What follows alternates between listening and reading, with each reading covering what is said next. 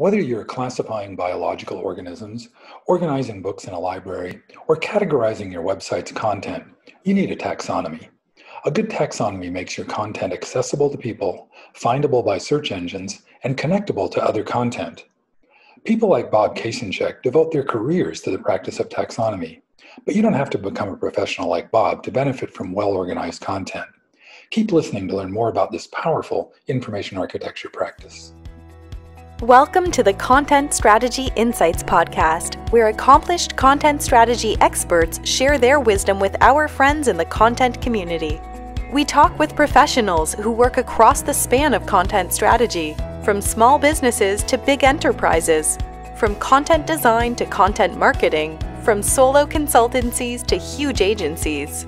Our mission is to democratize content strategy, to make its principles and practices accessible to everyone. And now, here's your host, Larry Swanson. Hi, everyone. Welcome to episode number 77 of the Content Strategy Insights podcast. I'm really happy today to have with us Bob Kasenchak. Bob is a taxonomist at Synaptica. He's also, his actual job title there is Senior Manager of Client Solutions. So Bob, welcome. Tell the folks a little bit more about what you do there at Synaptica and what a Senior Manager of Client Solutions does. Hi, Larry. Thanks for having me. Happy to be here. So I work for a small software company called Synaptica, and we build and deploy semantic solutions for big and small enterprises of all kinds, which means taxonomy and ontology management software, which I'm sure we're going to talk a little bit more about. So my job as a taxonomist and senior manager at Synaptica involves sort of three things. That is things like this, which are marketing things, interviews, blog posts, writing copy, and doing various marketing activities, going to conferences back in the before times when we had conferences. And then sales, responding to inquiries and giving demos and providing information to clients and helping with some light taxonomy and modeling tasks to get them up and running. And then the third thing I get to do is help with the software. So we have two major software products that we maintain and are continually improving based on client feedback, and I get to help, since I'm also a consumer of these products, to help with designs. I'm not a coder, but I speak coder a little bit, so I get to help translate requirements into specifications for product improvement, and so those are sort of the three main hats that I wear at Snapchat. Cool. Well, I'd love to circle back to that, like about the tools, like what you do there at Synaptica, but I want to back out and make it as agnostic and conceptual as possible to start with, and talk just about like, what is taxonomy and how is it beneficial to web publishers? So let me talk in general terms for a minute about taxonomy, and then we can bring it back around to content. So taxonomy is any hierarchically organized group of concepts that's used for things like web navigation, tagging content, or organizing books in a library. So everyone who's online at all has encountered taxonomies. If you go to a shopping website and you see a list of topics at the top, men's, women's, children, shoes, or whatever that is, furniture, and then you click on that and a menu drops down and it has some subcategories, and perhaps if you mouse over that, it has some further subcategories. That's a taxonomy, specifically a product taxonomy. If you go on eBay and you find the list of categories on the side, that's a taxonomy. So this concept comes from Linnaeus and his biological classification of beings, which is hierarchical, but has been adopted into the information science world for a long time as an offshoot of library science. So many people are familiar with things like the Library of Congress subject headings, which is a kind of taxonomy, or the Dewey Decimal System.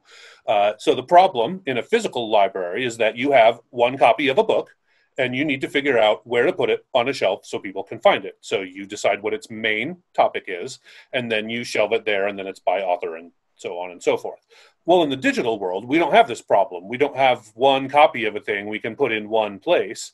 What we need to do, instead of applying a Library of Congress or Dewey Decimal Classification number to it, is we want to assign it subject tags so that people can find it when they search for content online. And the reason that this is helpful is because, frankly speaking, language is ambiguous. So if you are a publisher and you have 1 million documents on your website. Let's say you're a science publisher. You have 37 journals and you have 987,000 articles dating back 100 years.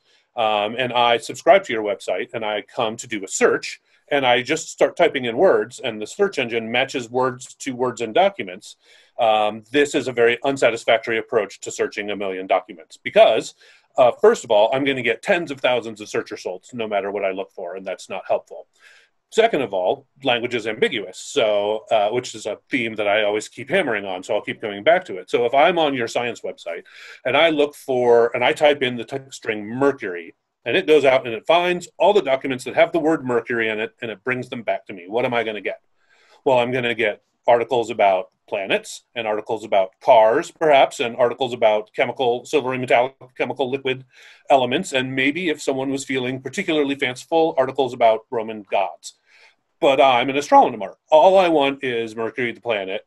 So the goal of this kind of search application in the content world is to deliver to the searcher all of the articles on Mercury, the planet, and only the articles on Mercury, the planet. Now, there are ways to do advanced keyword searches to try and include other things, but the idea is that if we tag documents with the relevant concepts that they're about, it makes it easier for the retrieval engine to bring them back to me. And the way that I like to explain this to people who don't understand what it is that I do is to try and explain it in terms of metadata tags in their experience. So everyone online has experience with social media, and they understand this concept that you can hashtag a social media post. I can put a hashtag on my Twitter post, or I can hashtag a video that I watch on YouTube. So if you and I both watch videos about horses, and we can hashtag the videos, and I tag it hashtag equestrians, because I'm a jerk, and you tag it hashtag horsies. If I go to search for hashtag horses, I'm not going to get either of the videos that you and I tagged, because we didn't use the tag horses. So the idea, generically, is that you have a huge body of content, or products, or other things, but let's talk about content. And then you have a controlled set of hashtags that are the only tags that are allowed to be used. So when someone sees a video of a horse, they can't use equestrians or horsies or ponies or OMG, look at the pretty white horsey 111. They have to use hashtag horses or whatever the appropriate term is. So these vocabularies can range in size from dozens to tens of thousands of terms. And I guess that in a nutshell is sort of the content view of what taxonomy is about. Well, that gets into, for me, that's, I love that explanation. That was great. But sort of at the end there, I was thinking about you're kind of making the case for your profession, because doing that, going from horsies and magical white critters to common taxonomy that everybody agrees on. Well, I guess one thing about that, there's this common issue in content strategy practice of aligning folks who work in different departments, like getting the marketing folks and the technical folks and the legal people and whoever else to all speak the same language. Sounds like when you make a taxonomy, like for an organization, are you typically working across departments and with people from all over the organization? Absolutely. In an enterprise type situation, a taxonomy is going to be used to tag content as metadata for retrieval, both on a public-facing website so people can find stuff, and for internal knowledge management, or KM. Something like 18% of knowledge workers' time, and knowledge worker is a very broad white-collar group of workers that encompasses tons and tons of people. 18% of knowledge workers' time is spent looking for documents that they know exist but can't find, so they recreate them.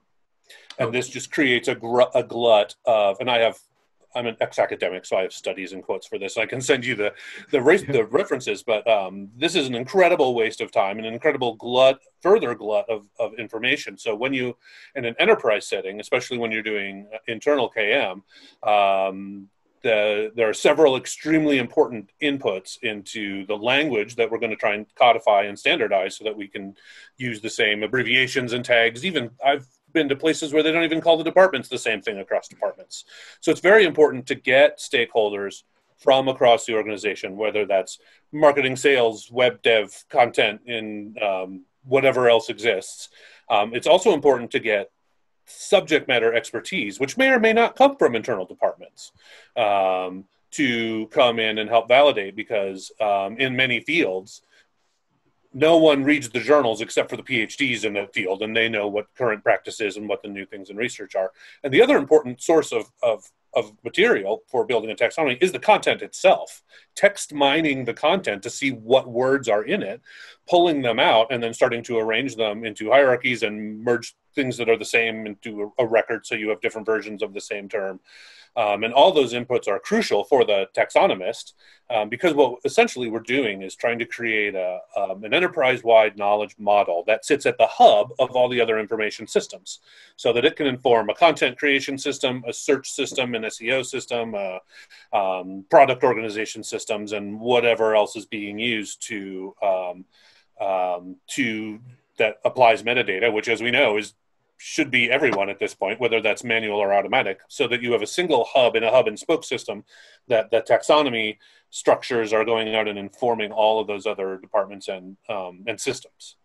The way you just put that too, it makes me think about sort of the process of it, that this is not a one and done project where you just say, well, there's our taxonomy, we're good to go. These subject matter experts are continually making new discoveries and adopting new practices or whatever. There's new terminology coming along. But new content is being created. And right. And to the extent that you're just discovering it from your content, right? So is taxonomy like an expertise that, because you probably don't, a lot of places probably don't have a full-time taxonomist around doing this. Is taxonomy sort of a skill set that like whoever the information architect or the chief content strategist or somebody like that should have in their toolkit?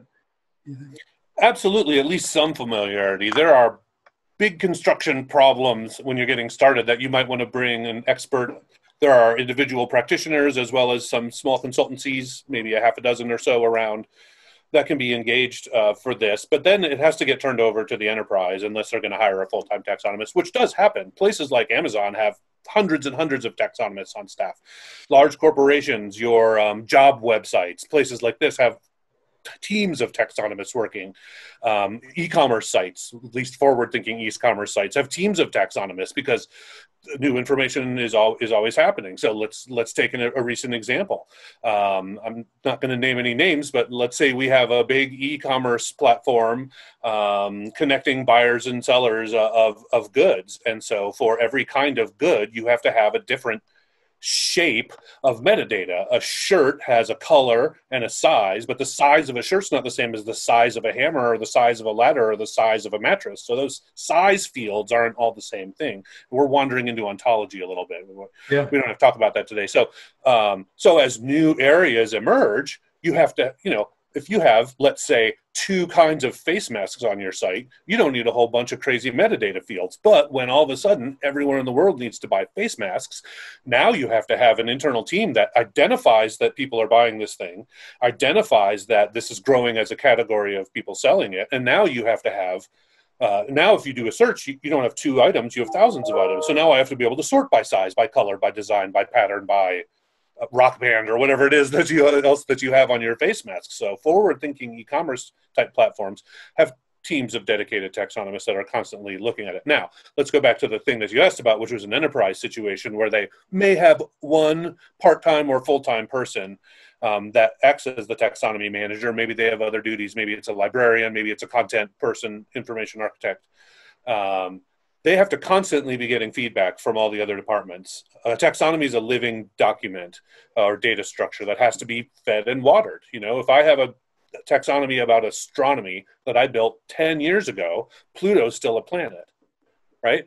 If I have a medical taxonomy that I built 1 year ago, COVID is not a term that I have in my taxonomy. So taxonomies have to be maintained. You have to look at content. You have to constantly be gathering input from stakeholders and experts to update things. Everyone was calling it this until Dr. Brown published his now famous paper last year in the June article of the Journal of whatever, and now everyone's calling it Y. So we have to capture that new preferred term and change the other one to a subsidiary, just a synonym term, and look at what terms are being used, what kinds of content aren't getting any tags, what tags are overused and need more granularity to have more specificity for information retrieval. Because really, really that's the name of the game, is information, information retrieval. Now, there are other possible uses, again, product things, e-commerce, ontological things like data analysis, because one of the things you want to be able to do is ask questions about your content. Again, let's say you're a publisher, you have 1 million articles on science. What topics are trending? How do you know what topics are trending? Because XML, which is a very common structured document format, as you know, is a great way to store and transmit and display content. What it's not is a database. 1 million XML articles is a terrible database. So if I want to query my XML articles and I want to say, how many articles did I publish in the last 2 years in these 3 of my journals on any topic in mathematics by authors from Harvard? Which is a very sensible thing to want to be able to ask your content, right? XML is a terrible way to be able to ask that. The names aren't normalized, those fields aren't controlled, it's not a database. So subject tagging at least gets you closer to being able to make queries like that. And then, again, we'll probably have to do another episode or something, but you can extract all that information and put it in a graph, and now we can query that data. But taxonomy, metadata, subject tagging is still going to be an important way to do that. And the other thing I want to say about that real quick is that many enterprises, in addition to taxonomies of subjects that they use to tag documents with their aboutness, which is a term of art that I don't like, but it is what it is. Yep. Their aboutness have, and maybe authority files of proper names, organizations, people, places, things like that, viruses, whatever, also have what they call organizational taxonomies, in which literally they have a structured vocabulary that describes the departments and committees and subdepartments and the way those things interact and how the chains of command run. So they actually build taxonomies of their organizational structure, because these things are always in flux.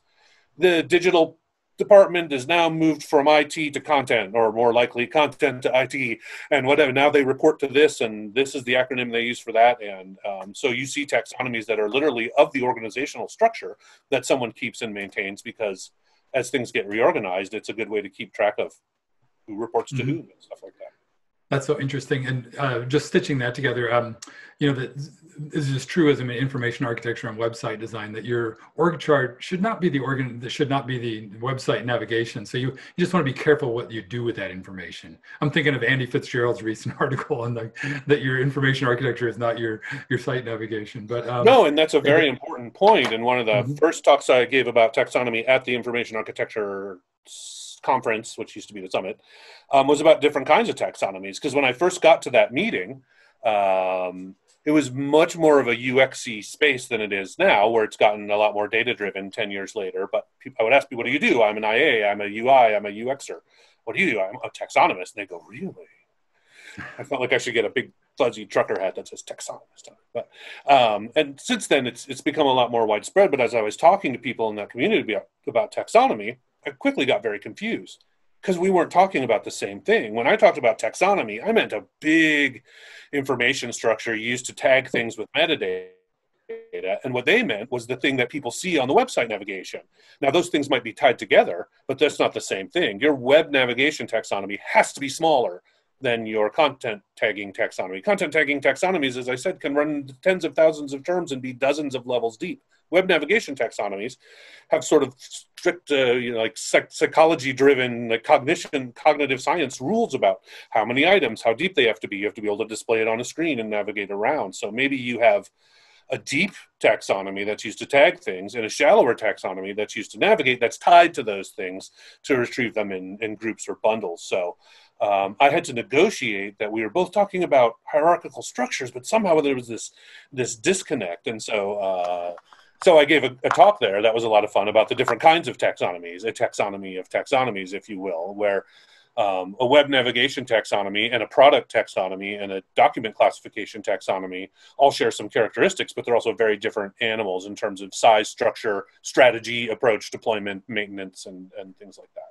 Right. And to that, I'm curious, all of a sudden I'm thinking, what do you do with a taxonomy? You've just alluded to a lot of different places like, so a taxonomy can show up as like fields essentially in an XML document, as a database entry, or as and I guess, and also like we talked, I can't remember if this was on the air before, we talked about how all this stuff always starts in spreadsheets. That it's like you sit down and you start these projects by just kind of listing everything you got and then organizing it. This probably gets back around to the tools and stuff we were talking about a little bit earlier. How are taxonomies, kind of gathered, figured out, stored, later used? What are the typical, is it CMSs most of the time, or is it knowledge graphs, or how's it happening? So some CMS type applications have baked in taxonomy modules. For example, SharePoint has the thing called the term store that's sort of a half-baked taxonomy application. Those things will get you a little ways down the road and are definitely a step up from spreadsheets. So the first answer is that everyone starts in spreadsheets. Almost every client I've ever worked with has spreadsheets laying around, and probably different ones in different departments. I like to say that taxonomies are like teapots. Everyone has a couple of them laying around, even if you're not sure where they are or how you got them. So you need to find those and gather them up, and definitely spreadsheets. But the thing about complex taxonomies is they're large and they have lots of relationships. So things might live in more than one branch in a polyhierarchy. And so now when you make a change, you have to make sure you're enforcing changes and reciprocals, and that quickly becomes untenable, especially when you start moving towards ontological structures, linked data, adding fields to terms. So if all you have is a list of words in a grid, the spreadsheet's okay, but as soon as you start having attributes and definitions, scope notes, other metadata, different kinds of term relations, you really need some kind of dedicated tool. And there's probably not a dozen-ish out there, ranging from sort of simple freeware, which will definitely get you out of a spreadsheet and into a dedicated tool, but doesn't give you enterprise scale support of customization, systems integration, dedicated RESTful APIs to connect to other systems and stuff like that, all the way up to the enterprise scale tools like the company I work for publishes, and a handful of other. So it's very specialized software, meeting the needs of a very dedicated user base. If folks express, I can picture some folks listening to this podcast wanting to learn more about that. Is there a good place, like a website that lists taxonomy tools that I could refer people to? The one that I can think of offhand, and I don't know if it's complete, but Heather Hadden, who's, I guess, sort of what passes for a famous taxonomist, who wrote a book called The Accidental Taxonomist, published by Information Today, has a blog, and I'm pretty sure she keeps some kind of a running list of taxonomy tools on her website. I don't know if it's comprehensive, I'll but find that it's well researched. Yeah. Well, I guess in terms of like the shade tree taxonomist, like somebody like me who's like working on a project and needs and sees the benefit of doing this, sounds like you could get pretty far along with a spreadsheet. But are any of those tools geared for like either small enterprises or non-enterprise, like for small and medium-sized businesses? I think the one called, I think it's called Trace. We can look it up real quick. Yeah. I'll send you a link when we're done. Publishes, I think it's still a free controlled vocabulary server. Yep, it's still there. Trace. It's vocabularyserver.com, and it's called Trace. And I believe it's either free or it's super nominal. I want to say it's free. Now, again, it's going to be what it is, but you can totally have a free hosted vocabulary server there that'll get you out of a spreadsheet and into something that understands term relations and reciprocals and stuff like that. And one thing that I wonder that we haven't talked about this yet, but I know that there are sort of vocabularies and taxonomies that you can adopt. That you don't have to start from scratch often. Absolutely. Yeah. Can you talk a little bit about that? Yeah. Yeah, so there's a couple, and you'd be crazy to start from scratch if you don't have to. There are taxonomies all over the place, some of which are available for free use. Anything the U.S. government publishes is free to use. Now, you can't resell it, but you can adopt it and use it in your enterprise. So, the Labor Department, the NIH, MESH is an extremely well-adopted taxonomy. It's called medical subject headings that the National Institute of Health publishes and is used to tag all the content in Medline, so all the major medical journals. And it's comprehensive and covers diseases, conditions, hospital stuff, and all that stuff.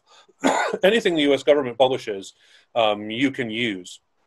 other organizations. So if you're building a science taxonomy, you might want to go to some science publishers and see if they'll give you permission or if they publish them open source. So the main resource at this point is called bartok.org, and it's spelled like the composer except with a C, bartok.org, which is run out of the University of Basel in Switzerland, and it's the Basel Registry of Taxonomies, Ontologies, and Control Vocabularies. And I think it started out as this guy's, I've met him, a grad student project, and now it's a permanent website, and anyone can register their vocabulary there. So if you need a vocabulary about whatever, pianos or ants or space or whatever it is, pizza, you can go to Bartok, search for it, and find a listing. Now, then you might have to check for licensing requirements. Some things are free to use, basically published in a CC0 type environment. Some require permission, but you can't resell them all the way to licensable. So the Getty used to license their vocabularies. It costs you a couple grand. The Getty Museum in California publishes 3 very famous taxonomies: the Arts and Architecture Thesaurus, the Getty Unified List of Artist Names, and the Getty Geography. And about, I don't know, 7 or 8 years ago, they're like, you know what? Oh, linked open data. Now anyone can go get linked open data versions of the Getty and ingest them and use them in their own thing. So there are lots of resources out there to get started. There's certainly, I've built lots of taxonomies from scratch, but there's easier ways to do it, including text mining content using existing sources and looking in the cupboards for the teapot taxonomies that every organization has laying around. Nice. Well, I see a lot of good starter ideas here for people doing this. Like you go out and gather the teapots in your organization, get one big spreadsheet, take it from there, something like that.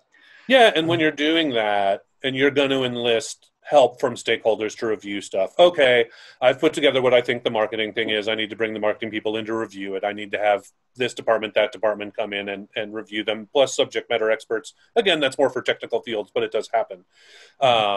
When you're going through this process, and I call all those people subject matter experts, that's all SME review to me.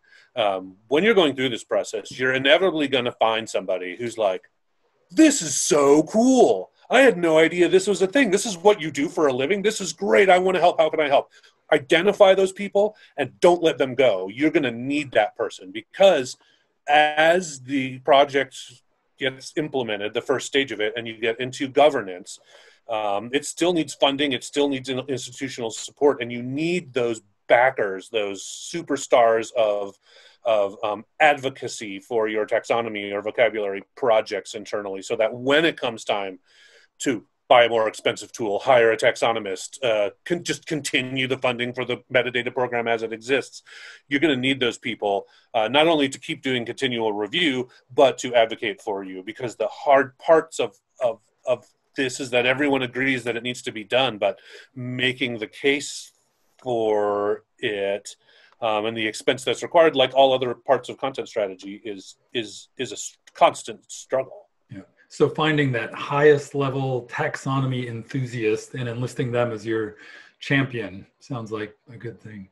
Hey, Bob, I noticed we're coming up on time. These conversations always go so quickly, but I never get out of here. I always like to make sure that you get the last word in. Is there anything that we've talked about that you want to elaborate on, or that just is on your mind about taxonomy or structured data or metadata that you'd like to share with the folks? Well, look, I guess a couple of things. I mean, the other place that I see people running into taxonomy is people making shade tree off-the-cuff taxonomies on Twitter and other social media places. Like, these are the kinds of nurses. And as you mentioned, that the one that went around that I able to talk on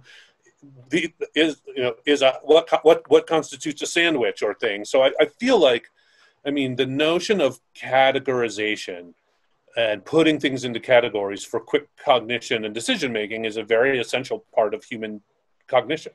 We put things into categories. Now, sometimes it's not fair. Sometimes those are bad generalizations, but we have to do it. We have to have a category in our mind called a door, so that every time we encounter a door, we're not like, well, what's this thing about? You know, we have door as a general shape and size and interface and use case that we can use to quickly sort things. So we have to be careful about how we put things into categories.